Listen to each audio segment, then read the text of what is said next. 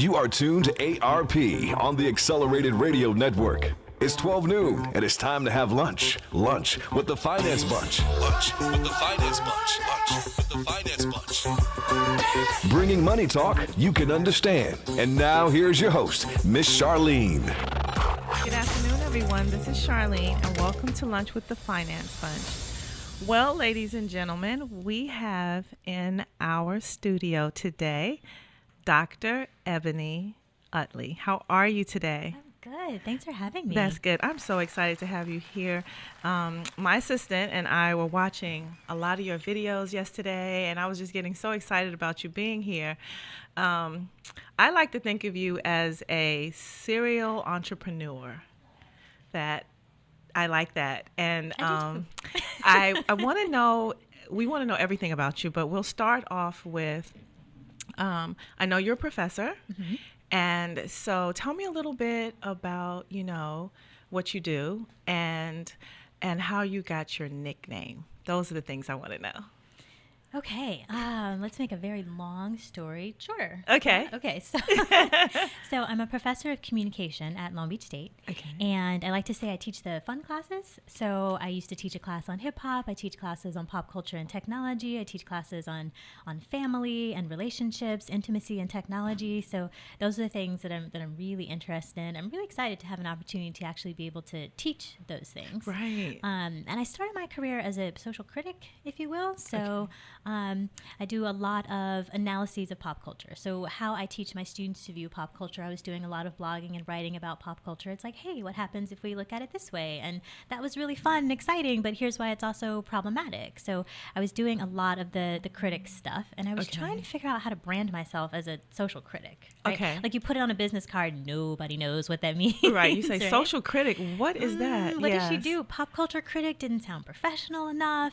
So I was like, I need another moniker.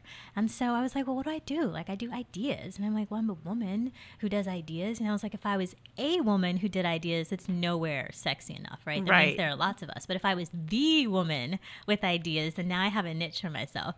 So I put it on all my social media, and I put it on my email signature, and I just started calling myself the woman with ideas. And then people started calling me the woman with ideas. And then people started calling me for my ideas. Like, hey, would you like to talk about this, write about this? And I was like, okay, it's not a traditional title, but it fits, and it's getting me the work that I want to do the things that I love to do.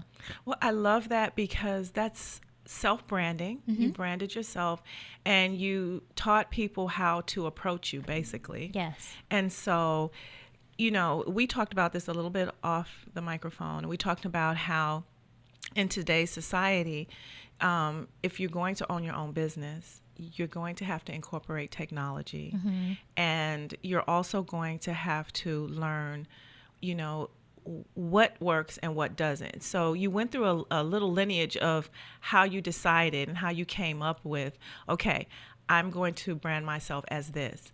So remember we went through that little lineage and you said, okay, I picked these, 3 words and, mm-hmm. how do you, So could you go through that for me? Yeah. So I went through the traditional process. Mm-hmm. If you're reading the business magazines and you want to figure out how to brand yourself, you're supposed to go to the people closest to you and ask them for adjectives that they would use to describe you. Right. So I did, and I made a list, right? And I had all these adjectives, and sometimes it was instructive in other ways. I was like, wait, my parents see me as stubborn. Huh. Okay.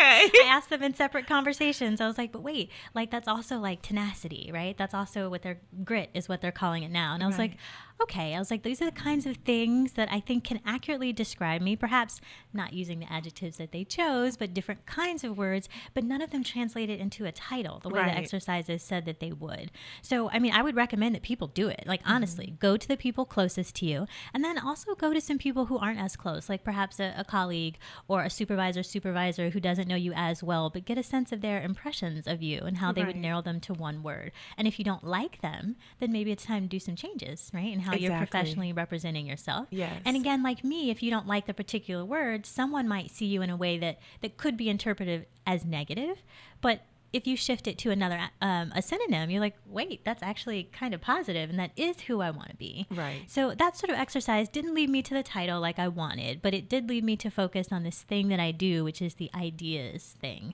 and that's how I ultimately got to the woman with ideas. I love it. Mm-hmm. I love it. Now, you do a lot of different things. Yes. And you have managed to fit them under one umbrella.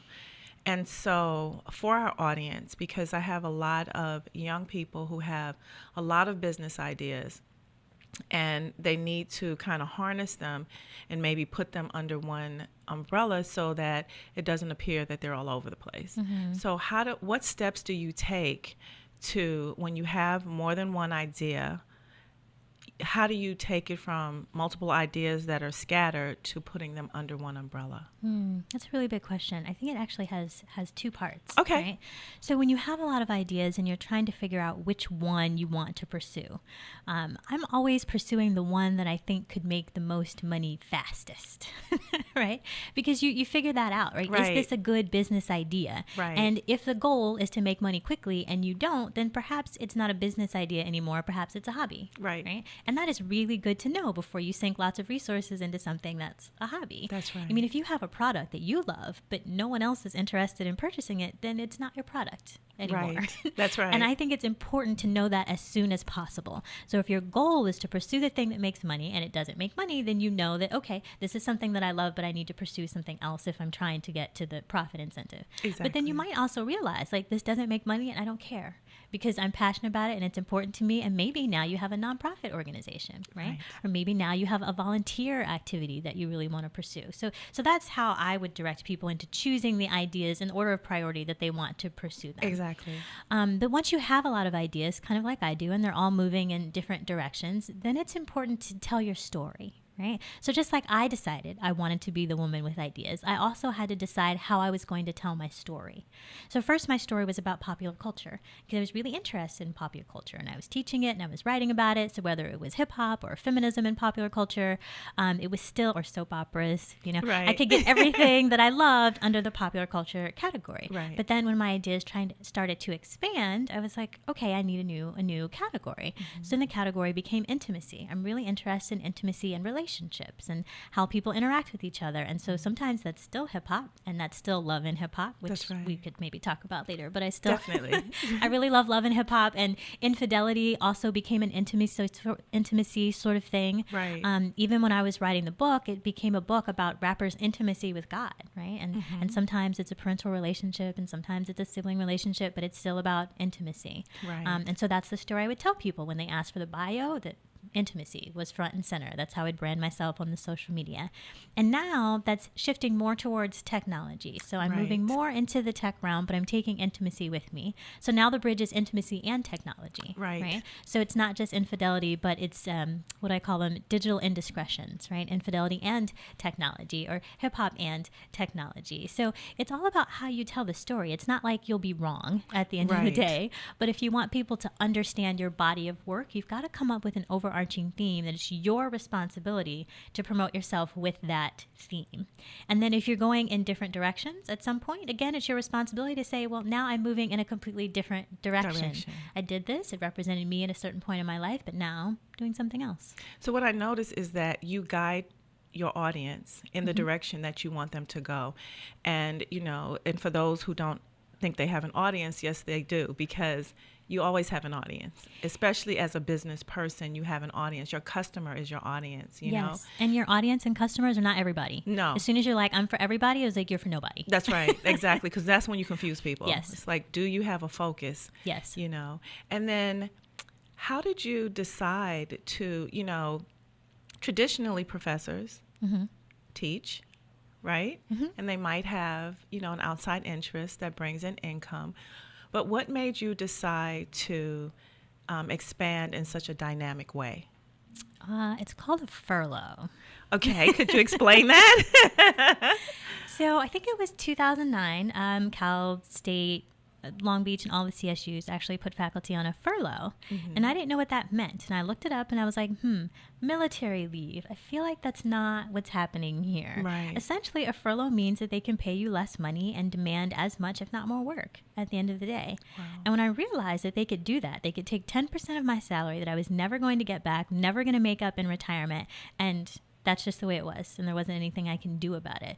That it was time for me to start developing an outside income, right? Because the university was not going to be that like good government job that I thought it was going to be, and that the generation before me encouraged me to get.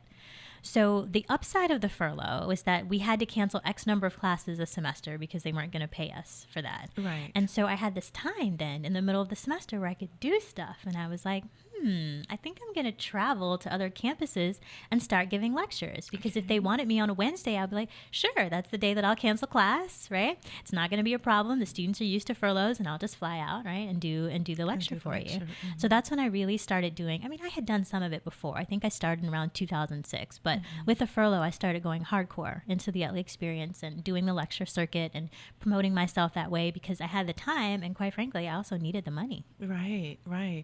So, and we talked a little bit about this too.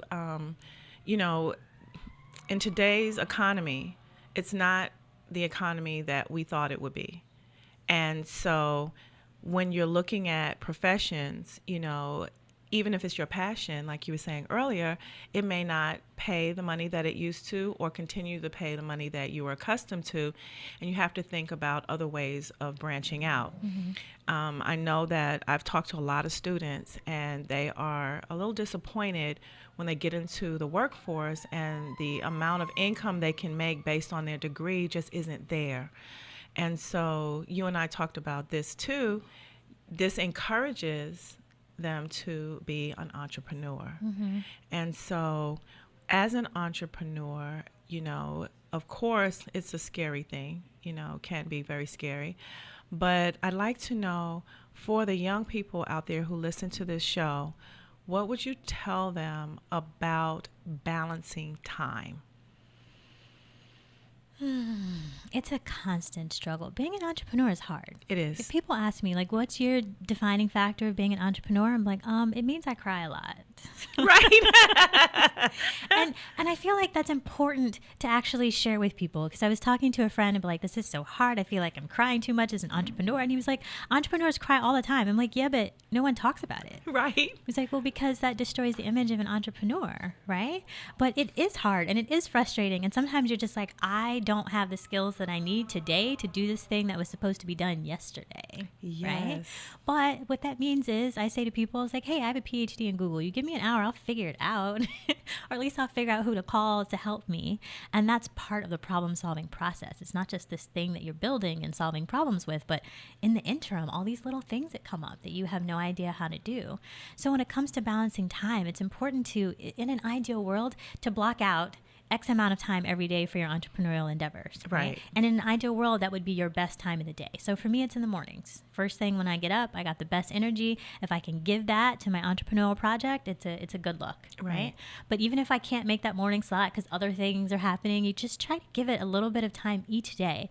So your project and your product are always moving forward. Once you lose that momentum, it's so hard to get it back. Mm-hmm. If you, as an entrepreneur, miss deadlines for people who are contracting for you or you're networking with or providing opportunities, they're not going to come back. That's right. You've shown yourself as irresponsible at this point. So you always need to be moving so that you can meet your deadlines. Exactly. And keep a calendar.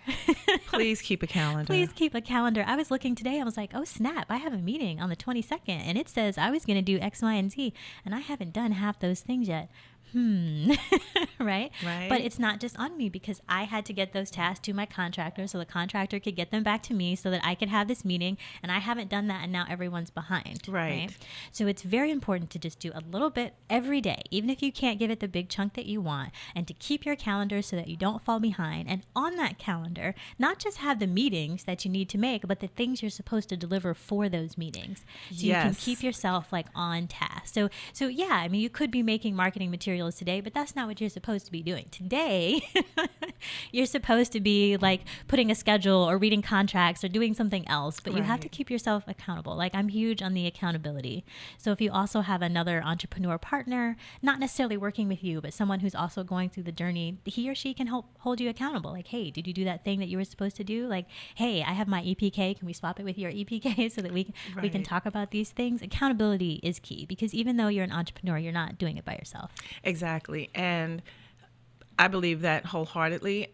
And being an entrepreneur can be exciting, but the good thing about being an entrepreneur is you don't have a boss, but the bad thing is that you don't have a boss. So you can slip into mediocrity, and that's not where success is when you are an entrepreneur. Yeah. You know? Well, speaking of strategies, I also like the to-do list. Are you familiar with this? Tell us about the to-do list. So a to-do list is all the things you have to do. It's Right. never ending, right? I've got like 1,000 of those. It's also not encouraging or uplifting, Right. right? But at the end of the day, I have these huge whiteboards in all my offices. I make a to-do list of all the things I did today. Like, these are the things that I actually did. So maybe I didn't finish this project, but I did a third of the things that need to be done to finish it, right? And I can put that on the to-do list. Right, And so so it at the end feels of the day, good. yeah, I have this huge list of things I did and be like, okay, I was productive. Now I can watch TV or go for a walk or do this fun thing that I wanted to do that otherwise I might have punished myself for because there are still things on the to-do list. But on the to-do list, I can celebrate the things I did and then go reward myself for that. I need a to-do list. Yes.